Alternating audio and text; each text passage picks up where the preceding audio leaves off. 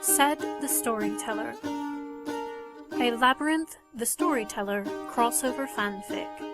Written by Kurushi. Read by Sister of War. Rating: General Audiences. Once upon a time began a tale, said the storyteller.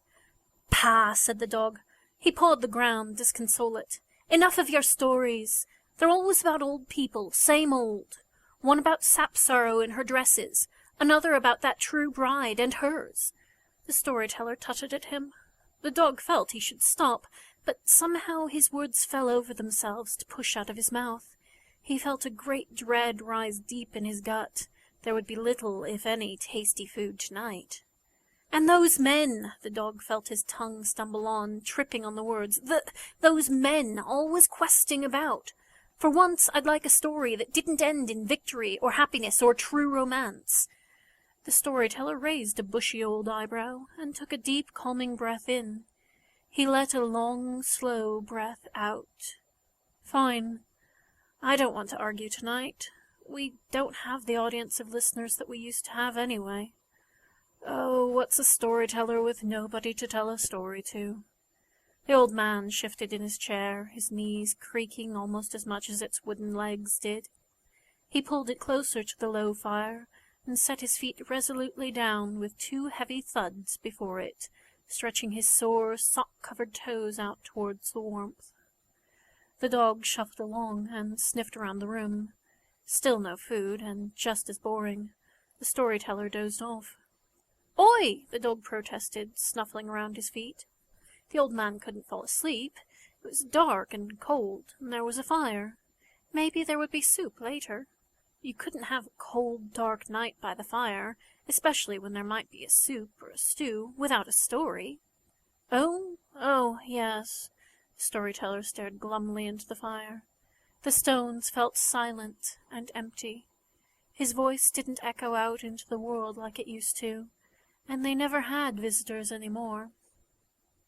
And, like the dog had said, after a while, all the stories were, more or less, the same. The dog was head-butting his leg now. The storyteller turned his head to look in those small, beady eyes. "I listen," the dog began. He let his voice trail off into the dark night. He shifted closer to the warmer stones beside the fire. "Ah, well then," the storyteller began. "You want a tale where there is no real happy ending, or at least no true romance or fated love. No princes, or lords, or wars, or victories." The dog waited patiently for some time. The storyteller said again. It was harsher, louder, gaining confidence. The dog could feel a good tale coming on, as if it was vibrating the very stones that their home was built with. "Well then," the storyteller began. "Once upon a time there was a young girl. She thought, as young girls often do, much more of herself than she was. She had a stepmother." The dog groaned, because did he know where this one was going? A nudge in his side from the storyteller's foot shut him up, though. He knew the dog would behave himself for a story. "Who often had her care for her young half-brother. In this land it was quite common for children to be useful, which is a change from a lot of our other stories. But the girl felt beset upon, and began to whisper in her brother's ear about the hordes of goblins that would take him away if she wished it." The dog wuffled the storyteller's toes, socks and all, appreciatively. The shadows cast by the low, flickering fire began to cackle and whisper and dance. Goblins were always fun, the dog remembered. The storyteller's voice became surer and stronger as he spoke. He began to gesticulate and move with energy. He stood from his chair and slipped his feet into a pair of boots. The dog rose. They would be moving about, walking, seeing things happen soon. Like any good story, it would take them away from their small, cold room and into a world of unimaginable wonders. This time into a world where there was no true love and no sure victory. The dog shivered with excitement and loped beside his master. The storyteller smiled, winked out at the audience, who seemed suddenly much closer and much more real than before, and took as wide a step as he could. He needed it to bridge the gap between his stone floor and a very different stone floor. The dog didn't even pay attention to the words anymore. He just watched the girl run about in the labyrinth and sniffed all the exciting new scents.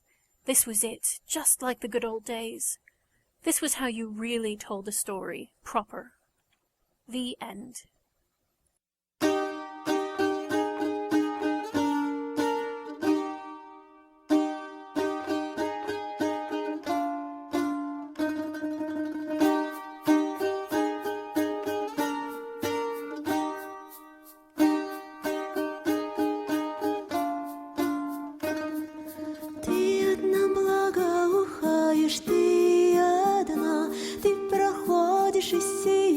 Как луна, вещь которой ты коснулась вдруг свято, в ней таинственно проснулась красота.